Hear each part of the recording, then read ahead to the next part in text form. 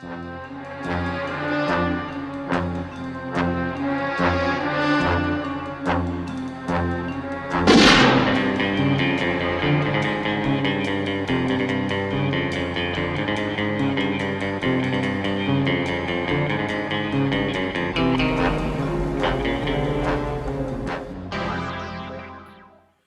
everyone, this is Jeff, 101 Bronson, back here with another video, and considering the video, were you really expecting anything else than me dressing up in a tuxedo like James Bond with a Walther PPK replica?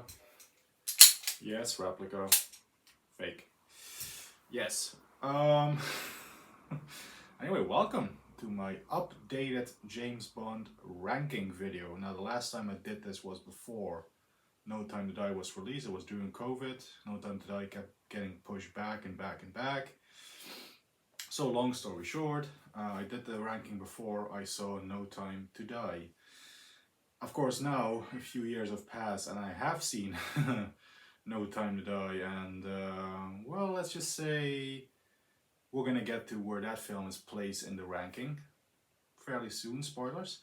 So yeah, without any further ado, Bond fans, ladies and gentlemen, here is my updated James Bond movie ranking. So there's 25 Bond films in total. I'll be ranking them from 25 to 1.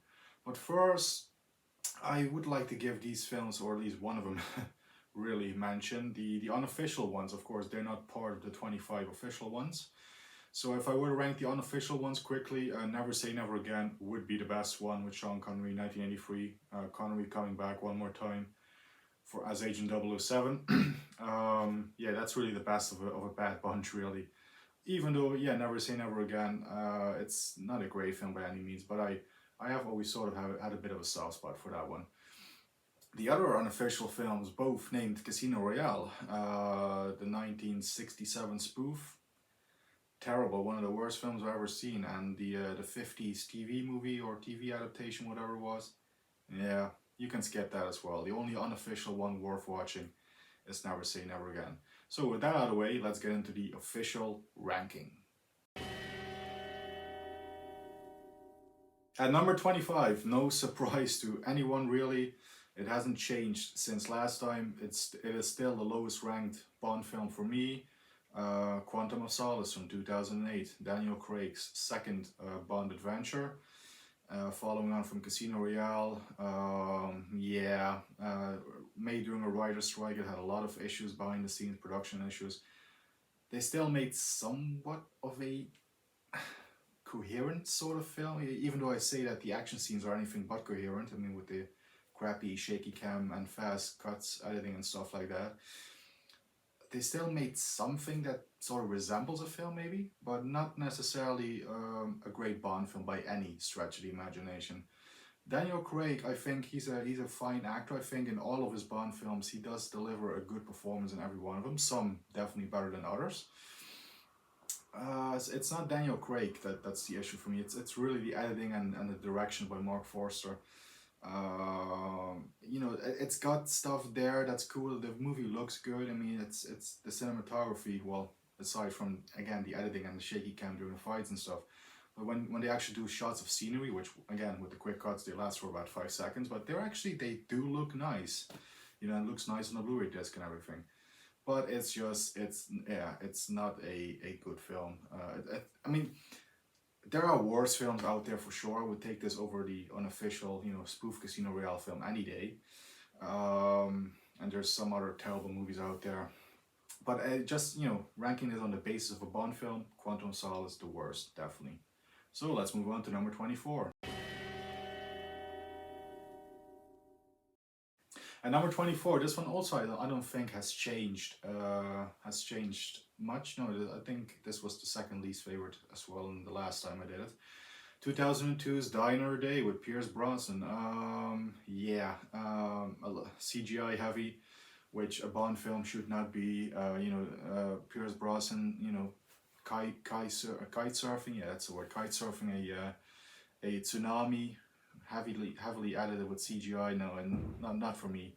The invisible car I can get behind a little bit. I mean, you know, I can get behind some of the more outlandish things in Bond, like an invisible car, but It's just a shame that a lot of that was accomplished with CGI in Die Another Day for me. Coupled with a pretty bad performance by Halle Berry, which Halle Berry's a good actress, but I don't think she does a good job in Die Another Day, to be fair.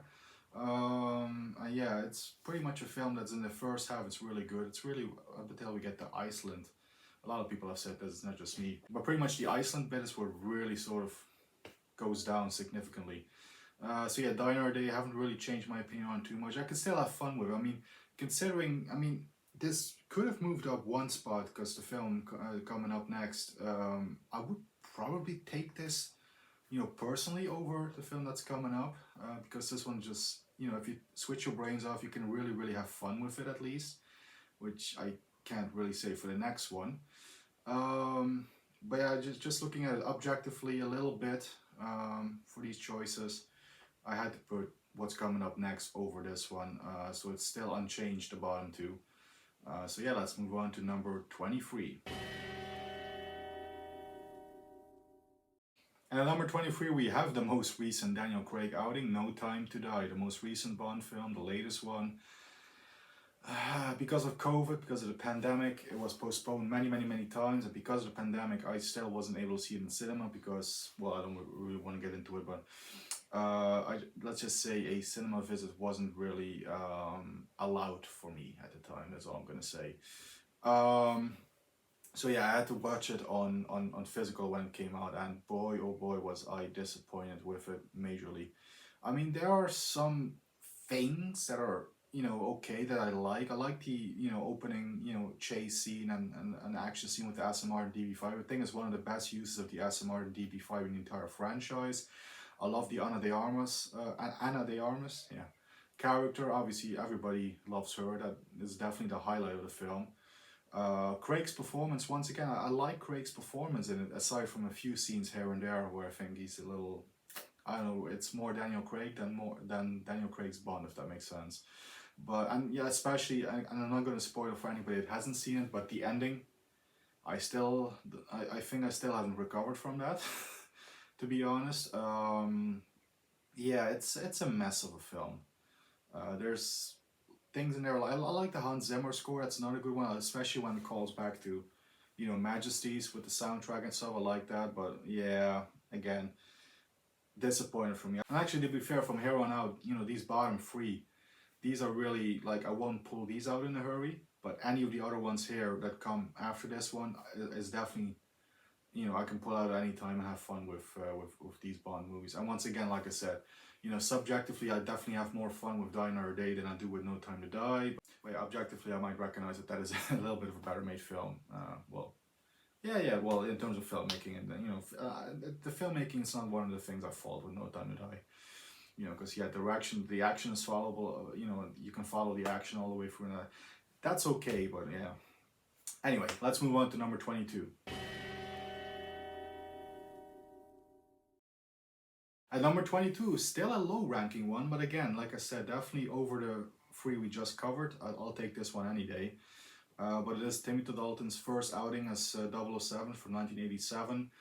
The Living Daylights. Yes, this one still hasn't really shot up significantly. I mean, I remember this one being sort of in the bottom tier, lower half last time around as well. Yeah, it's definitely my least favorite of Dalton's Bond films. I heavily prefer License to Kill. I've always preferred License to Kill over Living Daylights. Although I must say, my last sort of three viewings of it. A reminder, I watch the Bond films a lot. But on my last couple of rewatches, I actually really did have a good time with them. I mean, especially, I think I call this a No Time to Die effect, because after No Time to Die, pretty much every Bond film, seems at least a little bit better and more enjoyable in comparison. But I've really enjoyed Living Daylights the last few times around, but just not enough for it to shoot up.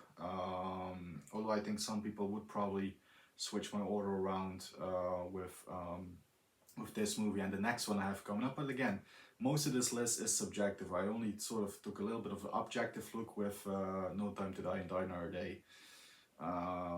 But the rest of the list is purely mine. It's purely my own subjective sort of ranking, viewing on the franchise, on the series. So yeah, without any further ado, let's move on to number 21.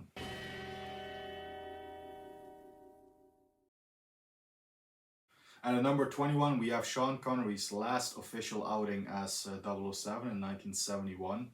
Of course, bear in mind, Never Say Never Again was unofficial. The official EON, series, within the context of the official EON Productions series, Diamonds Are Forever, at number 21, was the last official Sean Connery outing.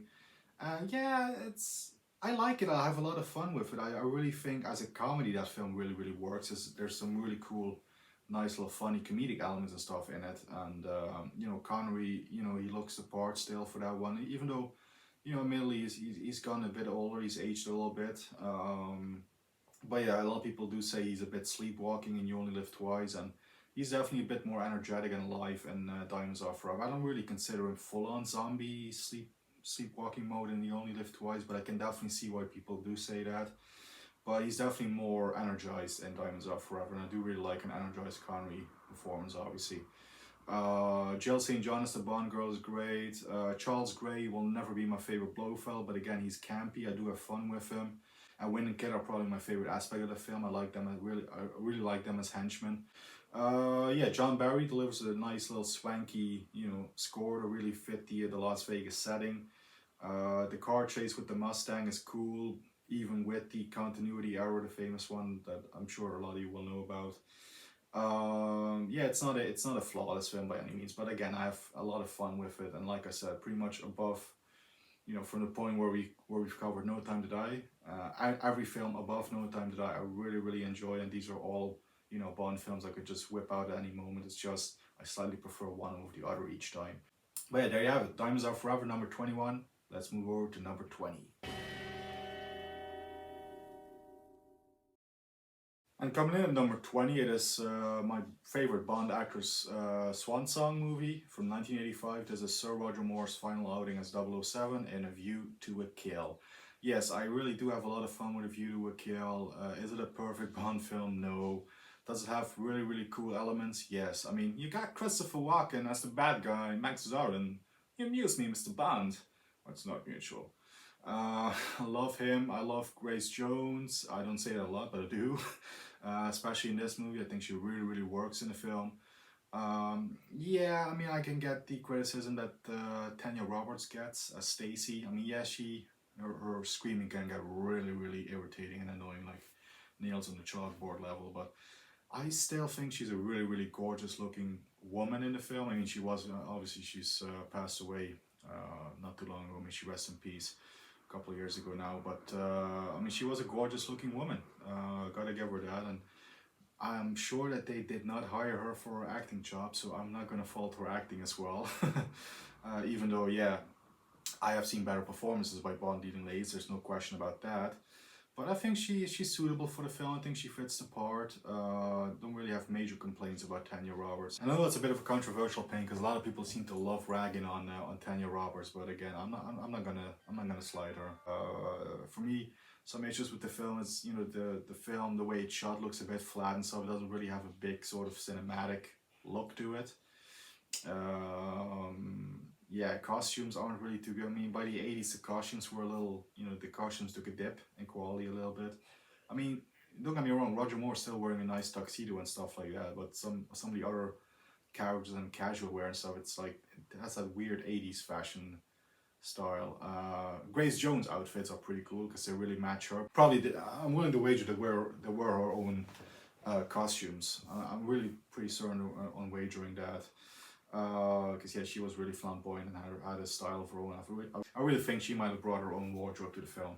Anyway, yeah, it's a good film. It's pretty low in the ranking it seems, but I still really love it. Like I said, guys, above No Time to Die. Once we reach that level, everything above there, I love, and I wouldn't have the series, the franchise without them. So let's move on to number 19.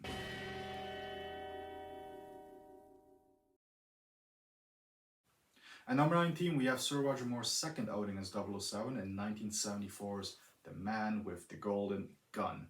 Now, I do really love this movie. I will always have a big soft spot for it. There's just a lot of Bond films I like over it. But actually, to tell you the truth, the God honest truth, as a kid, when I first watched the series as a kid, The Man with the Golden Gun was my favorite for a long time. I really, really, you know, as a kid, I really, really loved the goofy aspects to it, and with the sheriff, Sheriff Pepper's return and that one, Nick Nack, Scaramanga, the Christopher Lee himself, the guy with free nipples, a Bond villain with free nipples. Why not? Why not? It was a kung fu, exploitation sort of film. They really were taking advantage of kung fu films that were popular at the time. Bruce Lee, obviously, biggest example. I love the setting in the Far East and stuff. It's I still really, really have fun with it. I recognize a lot of people don't like it as much, but again, I love this one. I love pretty much every film. Once again, I have to clarify, every film above No Time to Die. Once we get past Quantum of Solace, Die Another Day, and No Time to Die, I enjoy every single one of these films almost equally, but just slightly one over the other once again. But yeah, The Man with the Golden Gun, fantastic villain, and Christopher Lee. I love Nick Nack as well, Hervé Villechaize. I never get his name right. Britt Eklund would probably be my only and major gripe with the film. I'm not the biggest Britt Eklund fan. I think she's absolutely flat, both physically and in her performance. Not really buy her as a character. They really wrote her dumb. Yeah, that's that. I think. Yeah, I actually think she's my least favorite Bond girl, to be honest with you. And that's, by the way, another list I might do in the near future. I might rank the Bond girls. But yeah, Britt Eklund probably my only draw in the film. I do love Maud Adams a lot. But yeah, that's The Man with the Golden Gun at number 19. At number 18, we have, shockingly, 1965's Thunderball, the fourth Sean Connery adventure. It has really, really grown. I mean, it used to be in the bottom 3, bottom 4, and this one has really, really shot up a couple. And I can see in the future this one probably could go up a little bit more still. I actually, back in the day and for a long, long time, I actually really used to not like Thunderball at all.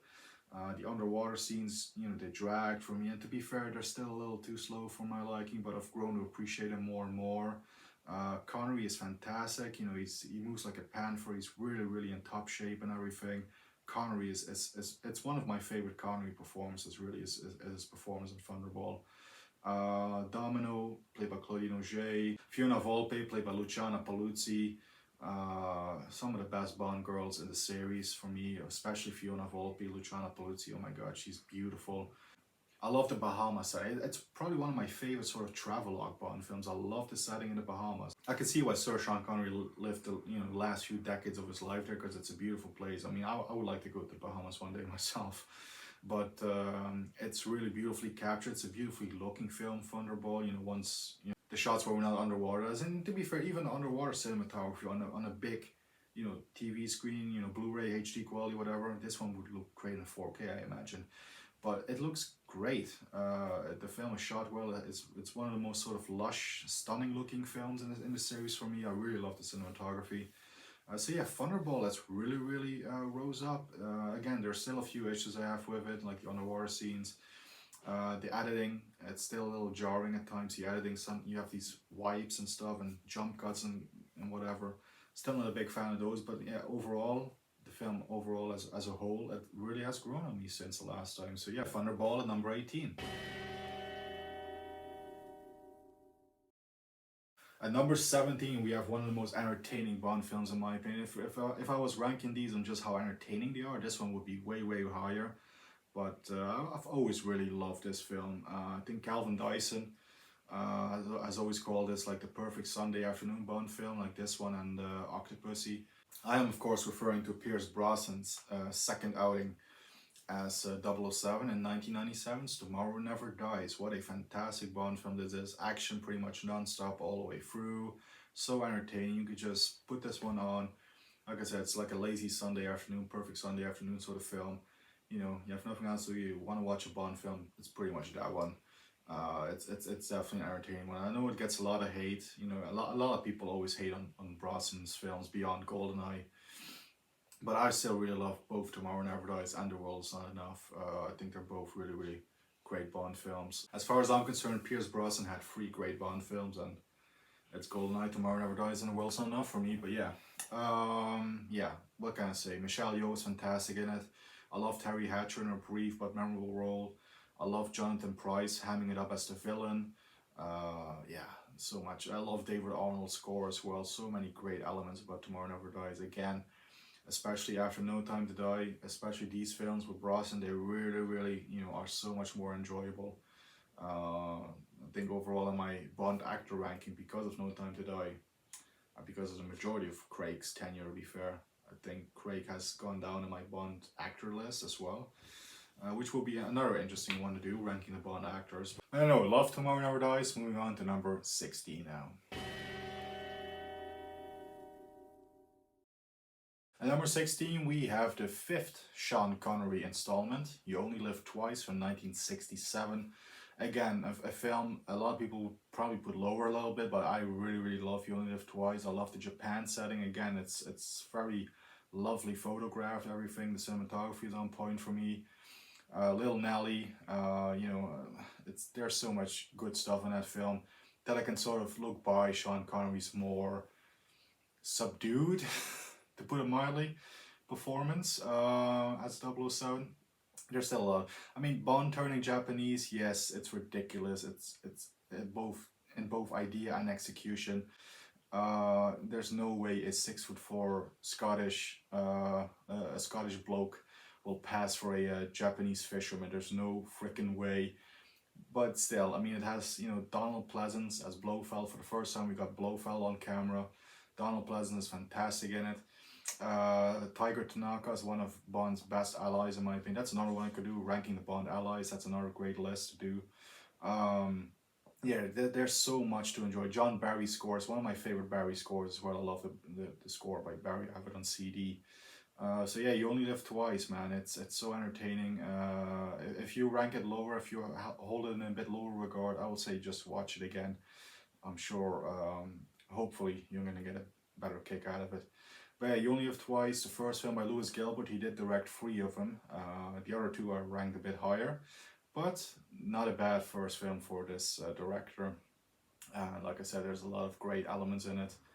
And the one negative would be Connery's performance. It's probably my least favorite Connery performance in the role. Of the official ones anyway.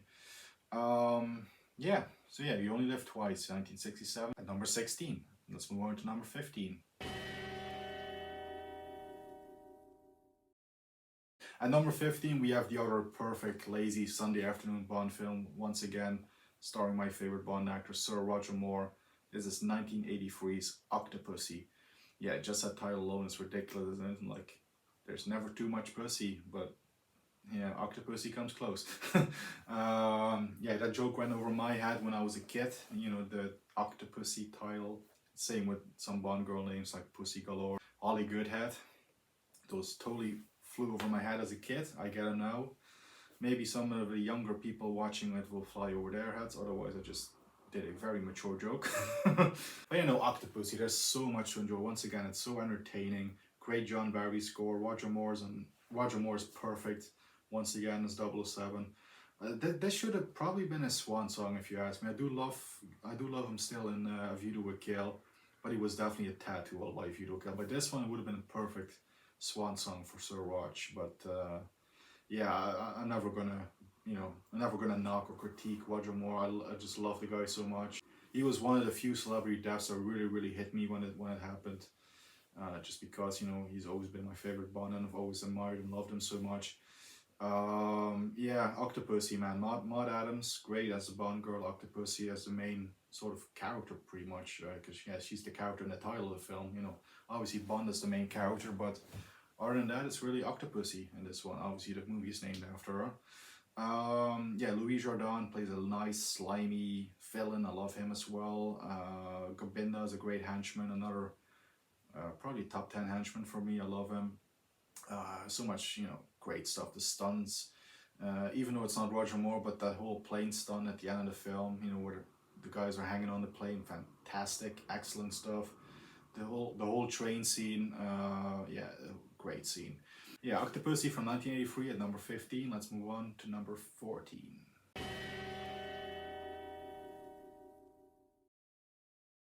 At number 14, we have Sir Roger Moore's debut film from 1973. Again, I really, really love this one. I have a lot of action figures from that line. I think you can slightly see them there on the shelf. I have a Tee figure, a Solitaire figure, and of course a Roger Moore figure from that film. I missed out on Baron Samedi, unfortunately. I wish I could still get him, but he's going for crazy money.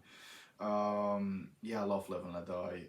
You know, the song by Paul McCartney. I do love the soundtrack by George Martin as well. It's quite a nice little funky, you know, 70s sort of soundtrack. It really fits the film. Jane Seymour Solitaire is one of my favorite Bond girls. I absolutely love and adore her. Even though the character is, you know, it's not the greatest Bond girl. It's not that she has the most to do, but I mean, just the way that Jane Seymour plays and the little stuff that she gets to do, I think it's really great. Yaphet Kotto is a great villain. I love him as well, and you know, he has a great sort of team of henchmen. You know, Whisper, Tee, Baron Samedi. I love the whole voodoo aspect, and I love Sheriff J.W. Pepper, and that whole boat chase in Louisiana is fantastic.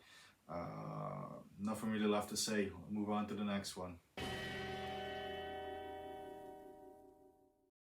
At number 13, lucky number 13, we have The World Is Not Enough from 1999, Pierce Brosnan's third outing as Agent 007. For a long time, I actually did prefer this over GoldenEye, believe it or not. This was actually my top Pierce Brosnan film for a long time, and I still really love and adore this film a lot. You know, it has so many great elements for me. I do like Renard as a villain, even though you can argue Electra King, played by the lovely Sophie Marceau. She's really the main villain, and I love her. Again, one of my favorite, you know, women to have appeared in a Bond film. If I ranked them by looks alone, Sophie Marceau would be right up there near the top. Love her, and I think she does a fantastic acting job as well. Judi Dench gets a lot to do as M in that one for the first time, really. I mean, she was there, you know, for a bit in GoldenEye and Tomorrow Never Dies, but this one really gave her a significant role, which of course will be a bit of a staple when we get to the Craig era. But in this one, I think it really works very well, having M, you know, let her have a bit of a, you know, sort of personal connection to the mission. I do like that aspect. The whole opening scene, and probably my favorite pre-title sequence, to be fair, with the whole chase on the River Thames there in London and stuff, right near the House of Parliament and whatever. That whole opening scene is one of my favorites, if not favorite, pre-title sequence. I love the theme by Garbage. Yeah, it's a bit garbage, but still. I made a garbage joke. No, I love that theme. I love the David Arnold score. It's probably my favorite of David Arnold's scores that he did for the Bond films. Even though Casino Royale comes close, to be fair. But yeah, pretty much love everything about it. Not too many negatives. No negatives at all, really. So yeah, I would say let's just move on to the next pick.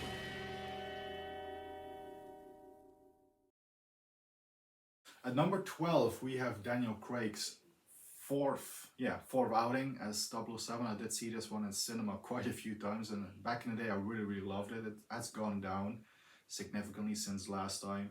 And to be fair, probably if I looking at it, doing it now, I would probably still change it. Actually, now on the spot, I would actually put The World's Not Enough here instead of Spectre, which is the pick for number 12. But you know, we're just gonna keep it like this. In a few years' time, when we get a new Bond film, fingers crossed, I will probably do another updated ranking to include that one. But for now, I'm just gonna leave Spectre here at number 12 and say it's a film that has decreased in my value in my ranking. There's still things I like about it. I mean, a lot of people criticize Christoph Waltz. Yes, he's not, you know, peak Christoph Waltz.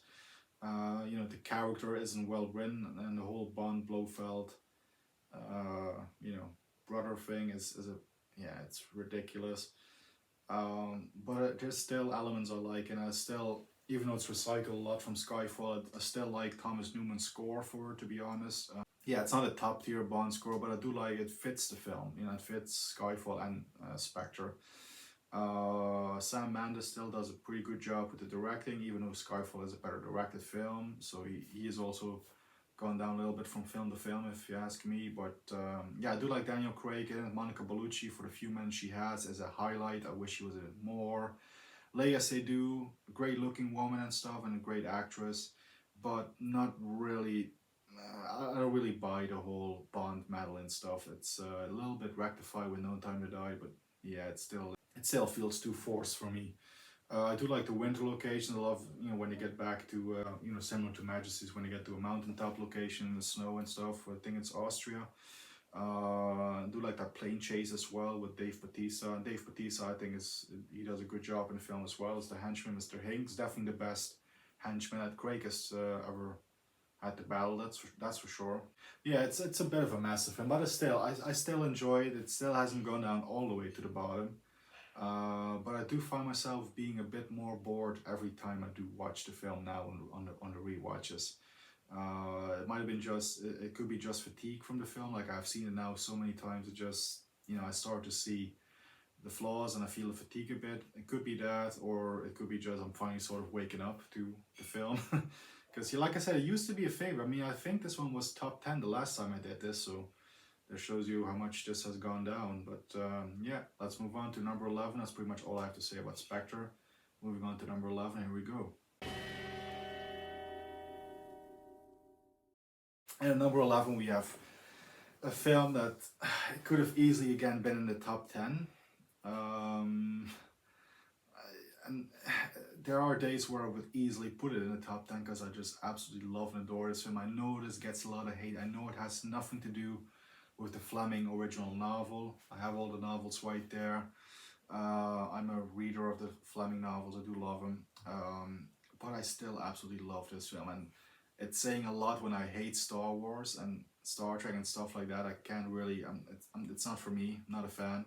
But I do love Moonraker. That's saying a lot because that obviously shows I'm not a big science fiction guy. But to quote Cubby Broccoli, it's not science fiction, it's science fact. So that's a joke, of course. I think people have seen the behind the scenes documentary on Moonraker. There's a little interview where Cubby Broccoli said that, which of course, it's still science fiction, dude. But no, I think Roger Moore is in top form in Moonraker. I think he's really on top form with The Spider Love Me, Moonraker, and For Your Eyes Only. Those three films are really top form Roger Moore for me, even though I love him to death in A View to a Kill. I love him to death in Octopussy, The Man with the Golden Gun, and Live and Let Die. I love him to death in all of his films. But I think those three are really his top form, as in terms of performance as Bond. Yeah, the special effects, the science fiction element to it, when they do get to space in the final, 30 minutes, whatever it is, I think the effects still hold up. I mean, dare I say, I have seen Star Wars once. Dare I say they look better than the Star Wars effects? Ooh, I might get flack from that, but yes, that is what I truly believe. And yes, by that point we've had 11 films. We've almost had Bond in space, and You Only Live Twice. Why not give us that? Why not give us Bond in space? Why not? For that film, I can buy it. I can get behind it. Holly Goodhead, played by Lois Childs. I mean, I think she does a good job as well, and what a great name. Again, flew over my head as a kid. Totally get it now. Now that I'm no longer an innocent young boy. But yeah, no, I love Moonraker. I love the score by Barry. It's a beautiful score, especially Fly Into Space. What a fantastic track that is. The Shirley Bassey theme, a lot of people give it flag, but I like the Shirley Bassey theme as well. Yeah, I love pretty much everything about Moonraker. As we are entering the top 10, these will all be God level Bond films, and I think it starts a little bit with this one. But let's make it official, let's get into the top 10. And coming in at number 10, we have 1995's GoldenEye. Yes, after a 6-year hiatus, Bond was back with a vengeance. He had a new phase. It was Pierce Brosnan this time around. And what a introduction to Pierce Brosnan. I mean, like I said, for years I've sort of held The World's Not Enough a bit higher than GoldenEye, but after going for the franchise a few more times in the last few years, obviously, like I said, I watched these a lot, these films. Yeah, GoldenEye has overtaken The World's Not Enough for me, definitely. I love GoldenEye. I mean, GoldenEye for me does have the biggest flaw of all the Bond films. I mean, even, a film like Quantum of Solace and No Time to Die, which again are in the bottom, or Die Another Day, they still have a great soundtrack. GoldenEye, though, has a terrible, terrible soundtrack. I hate the Eric Serra score. Besides 1Q, which is his sort of rendition of the Bond theme, I do like his sort of darker take on the Bond theme. And of course, the Tina Turner song is fantastic. What a song that is. And of course, you have Sean Bean as a great villain. Famke Janssen is fantastic, and of course, I'm proud of her because she's Dutch like me. I'm proud that we had a great, Dutch actress as a Bond girl or Bond villain, henchwoman. To be fair.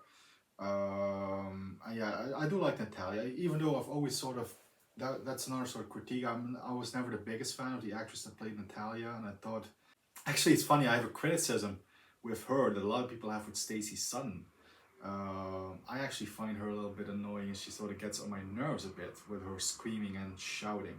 Yes, the problem that people have with Stacey Sutton, Tanya Roberts, I have that with Natalia. I can't even think of the actress's name at the moment. Isabella Scorupco, I think. I think she has a really grating, annoying voice a little bit, to be fair. However, that still doesn't take down anything really from this film. It's still a fantastic Bond film. Of course, it inspired one of the greatest games ever with GoldenEye 007, which I have finally played now a while back. That was one of the Bond games that always escaped me, but I finally caught up with it. What a great game that is.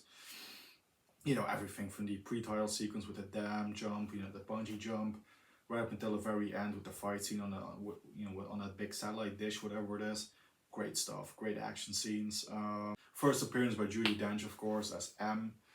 I could go on and on. It's a great film with some heavy but not sort of mood dampening negatives for me. Anyway, we're in the top 10. Let's move right along to number 9.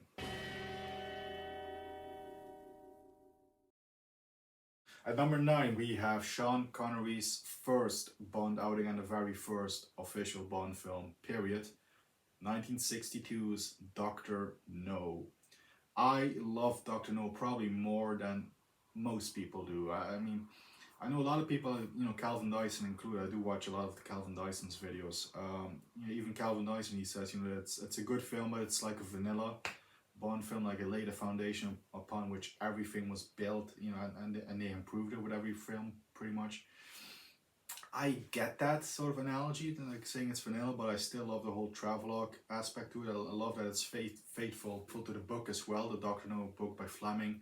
Omitting of course a few things still, but still a pretty damn faithful adaptation nonetheless. I love Jamaica. I love Jamaica as a country. I would like to go there as well someday. I love it as a setting for the Bond films. I love it every time they visit Jamaica.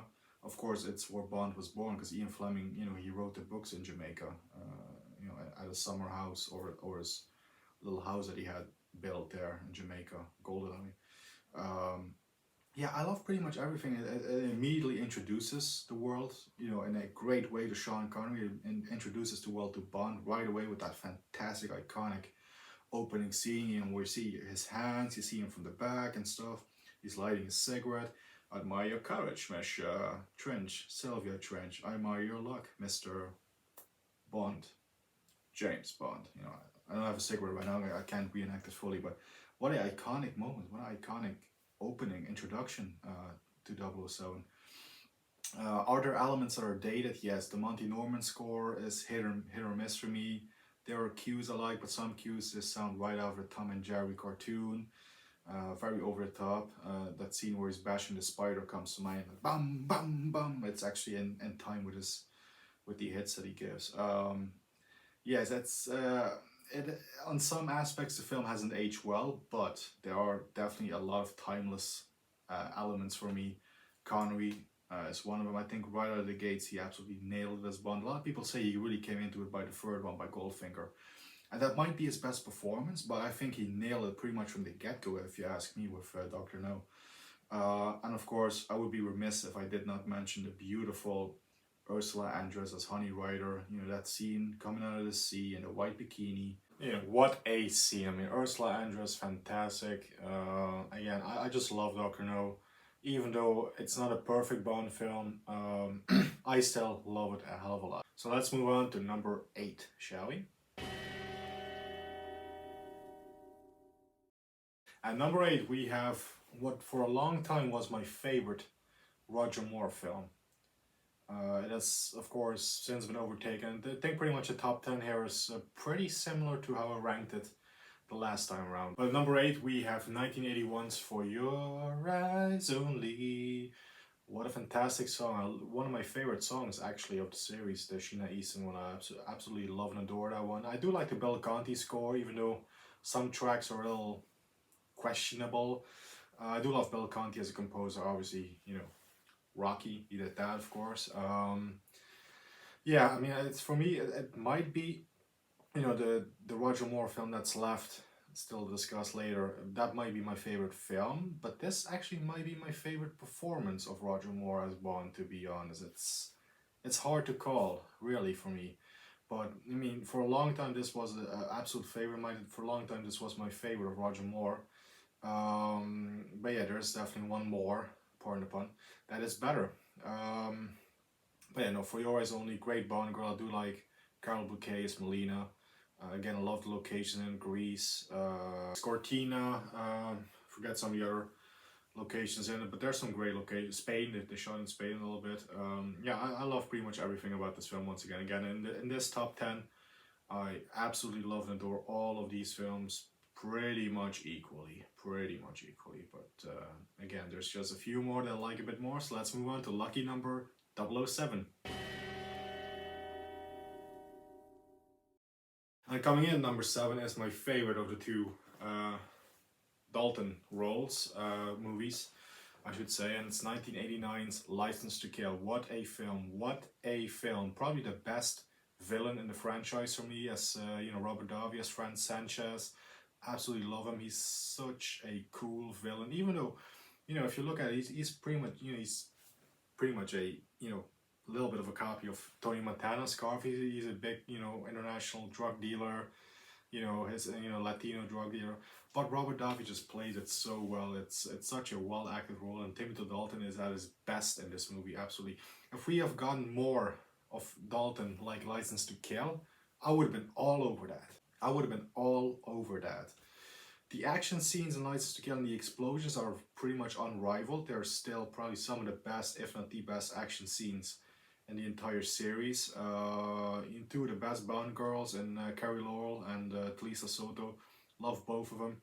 The score by Michael Kamen is pretty freaking kick-ass. I mean, despite it not being a John Barry, you know, score, you know, John Barry's era by this point was over. He had done his last film with Living Daylights. This is a fantastic score. I love his rendition of the Bond theme. It really fits so well. I can't praise License to Kill anymore. Please, guys, if you are one of those people who absolutely does not care for it, give it a rewatch. Just give it a rewatch.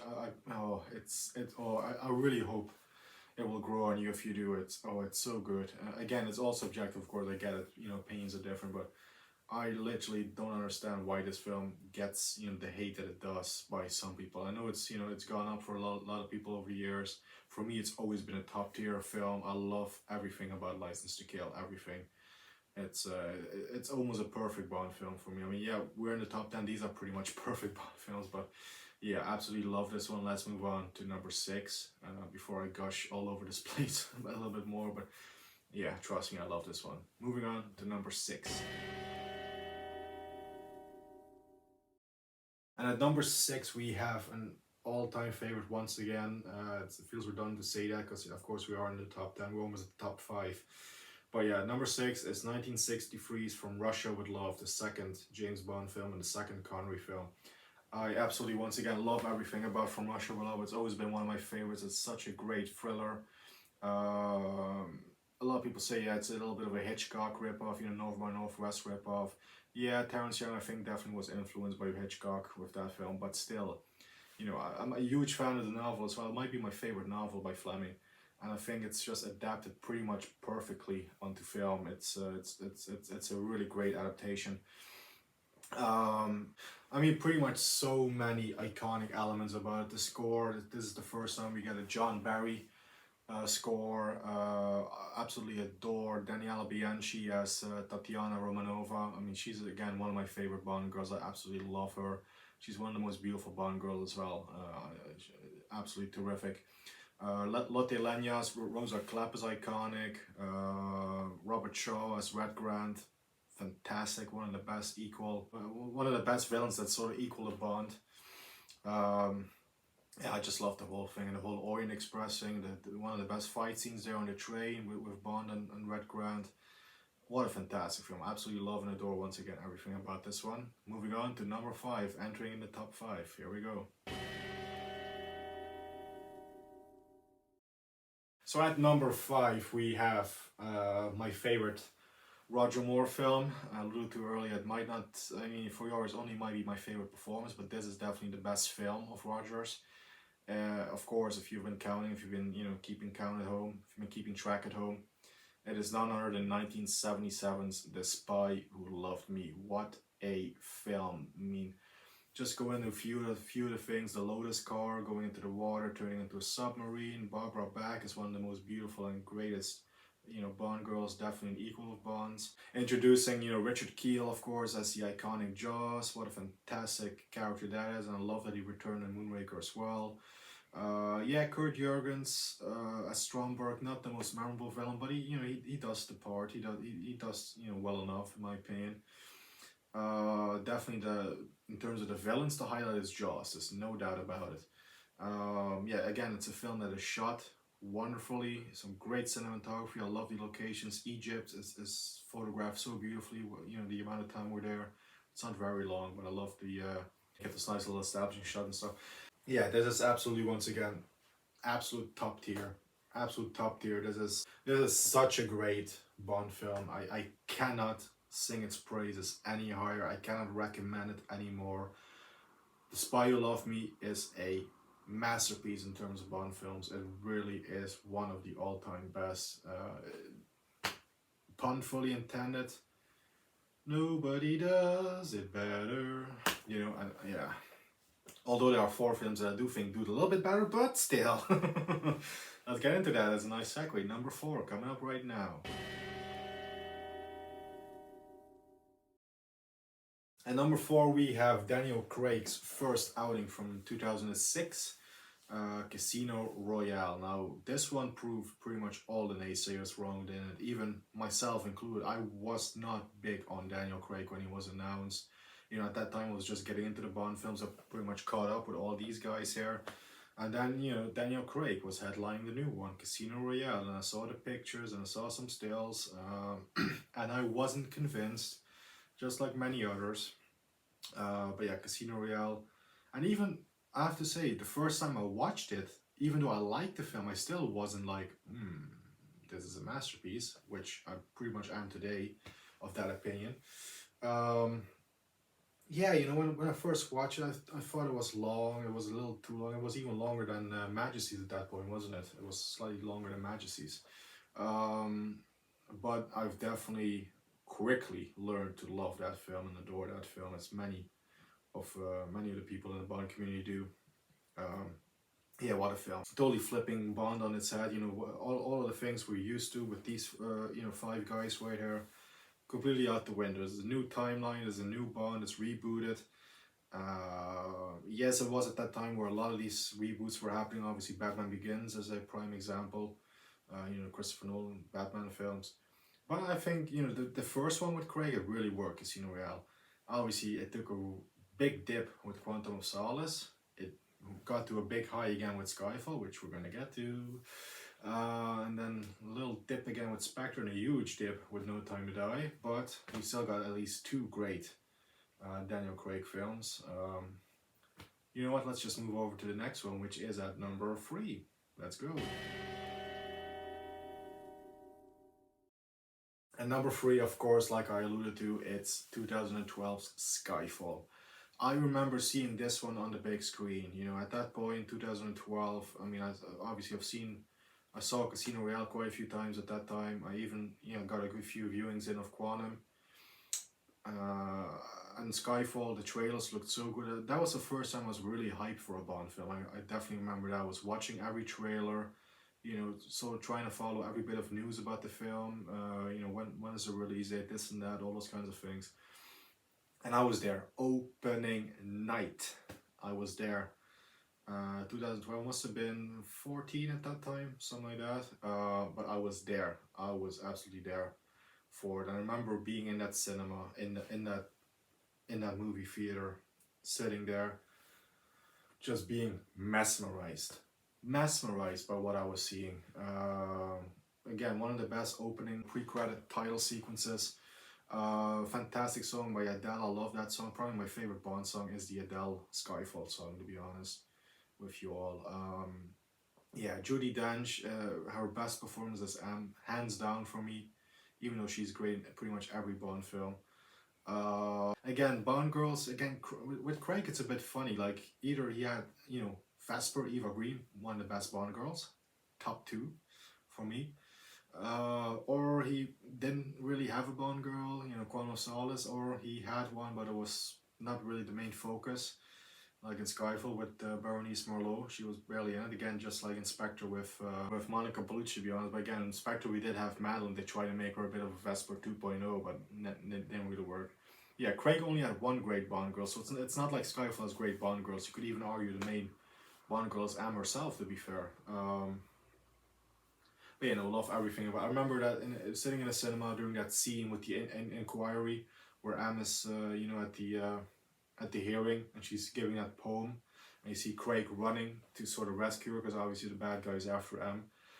That was one of those moments I completely forgot everything around me. Everybody in that cinema was gone. You know, there was just me being sucked into that film. That scene I remember to this day. What a scene! It's still probably.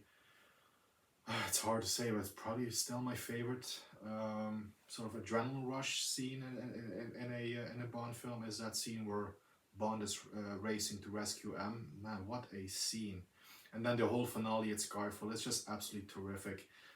Again, I cannot sing its praises anymore, but there's just two more films that I do like a little bit more. Once again, but it's very, very, very close. Anyway, let's move on to number 2.